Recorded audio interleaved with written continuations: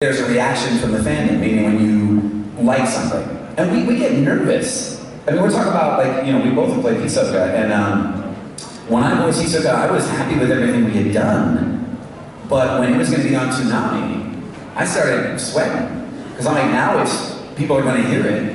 And if I search Hisoka, he's all over the internet. Like, this is a hugely popular character, and if everybody hears me and just goes, you know what I mean? Like, you know, there's nothing I can do about it, but it's going to be hard for me to hear that, and then I'm going to have to stop to ignore everything. So, you know, it may be the last part of it, but it's really nice and appreciated when we get, like, we love you in it. So Hisoka's one of the characters, you know, Torbjorn, Hawkmoth, people love Vector the Crocodile, Speedwagon. A lot of Resident Evil fans really like Hunk. Mondo Owada has a huge fan base that I was like, whoa, no way. So it's a really nice thing because it breathes a new life into these characters, and in some cases we're already done recording and we'll not record again, and then we get to do lines for you guys, and you guys like it, and we get to vicariously, like, you know, be that character again, like, for a short time. Sometimes it's a one session 5 years ago, and they bring something to your table and you're like, okay, and they're like, you're in this.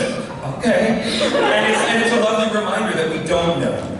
The work is so fun and unique, it's challenging in its own way, and then it has this life of its own, which is an incredible gift for us too. Yeah. That it has impact, that it matters, that people enjoy the game, the show, the experience, the connection, the mirror that experience showed to them, that's relatable. I felt connected to that, even though that's obviously, you know, fiction. It's an incredibly gratifying thing, because the work is wild and sometimes a bit fast and over quickly, and then it can live on for a long time, which is incredibly meaningful.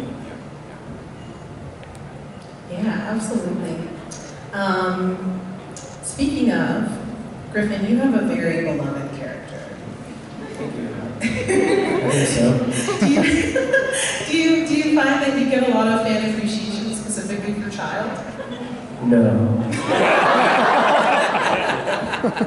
No. Yeah, it's amazing. I've told this story at other panels, but when we do projects, a lot of times, you know, people will say, "Oh, this is going to be huge," and you kind of take it with a grain of salt, because, you know, you work on a bunch of different projects, and everybody wants their project to be big and successful. So when I did Genshin during COVID, they said this was going to be big, and I was just like, okay, well, we'll see. And it became massive. And then my character became really popular, and then I started having a lot of fun with it on TikTok. And now I'm forgetting the question. But no, when I met at a convention, that's mainly what people approach me for, says they want to maybe hear a line like, "Hey girlie." Or they'll ask me to sing a song like, "Listen up, y'all, cause this is it. The beat that I'm banging is delicious."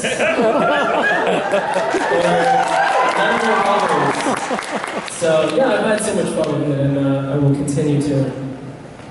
Does that answer? Yeah, what's the game that comes around? What is that game? I've heard of it.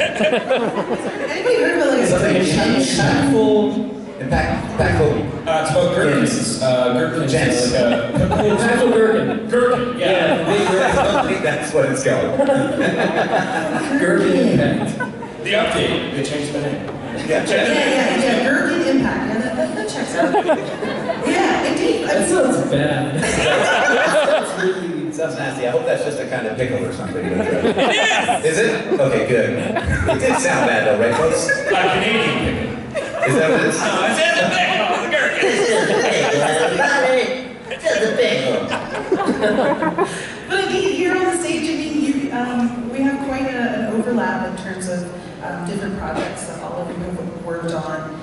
What has the experience been like between recording in a more traditional setting in a booth versus, you know, after the pandemic, doing a lot I of have to juggle like 3 devices now. I don't know how you guys are doing, but it's like one for the Zoom so they can play the thing, but then they want one where they've got the, you know, you're connected to your DAW, and then sometimes I have to bring up my phone, put that on airplane so we get the update of the script. It's a different process, but it is really freeing, because now it's so easy to work with clients all over the world, when in the before time, some expectations was, if you're not here, you're not in. And that can be really challenging. So that part has been a bit of a learning curve, but certainly expanding how this can continue to open up to more and more talent for more and more clients. Yeah, I love going into an actual studio and not having to worry about, my levels or my gain or anything, and just being like, the engineers got me covered. I like feeding off of everybody else's energy. It's very different hearing their voice in your headphones than it is being in front of a director and hearing them and seeing their expressions and their, how they're gesturing and what they're trying to get you to do. And just that energy, just that camaraderie, and even if I just run into Griffin in the lobby or something, that's part of the day. And so Not a great part of the day, but it's part of the day. So there's just high five. No, it's crap. It's crap. He's like, you owe me money. And I'm like, I don't have any more money. You should know that by now. But the advantages, LA traffic, like staying home is a plus. I can have sessions like 10 minutes apart, which you can't do if I've got to get across LA. I got to get, I have to drive 40 miles. There's no way that's going to happen in that time. So there are definitely advantages to it. But I think those have been incorporated and folded in now. I think recording at home is going to, from now on, be a possibility. All the studios know how to do it, so if something goes wrong, your car breaks down, you just have 2 sessions that are got to be back to back. The plus is, I think you'll have the freedom to do it. You'll just do one of them or both of them from home. But I do like when I get to go in still too. It's really nice. It's like being pampered right this way. Let me fix that microphone for you. Oh, thank you. Oh, you're gonna be that loud? Really? Okay. Louder. We'll do again. We'll reduce the gain. It's so nice of you. Thank you. Yeah.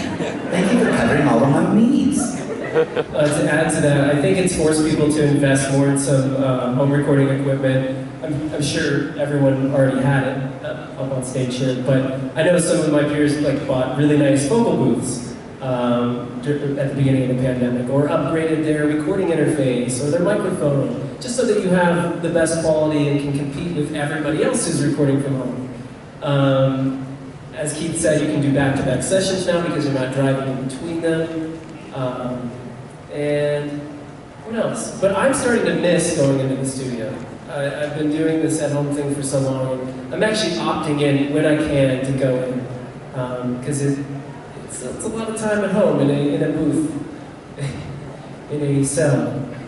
Yeah, You're starting to miss running into me in the lobby. I'm going to start a memoir called Life in Boxes. Dub actors see each other in 2 ways: at conventions or high-fiving on the way in and out of the booth. Yeah. Hey, out of session, go. Okay.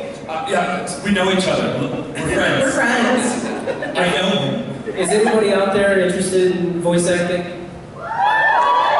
So one other thing I wanted to add, this might interest you, is that because we can record from home, it's enabled people to have representation from all over.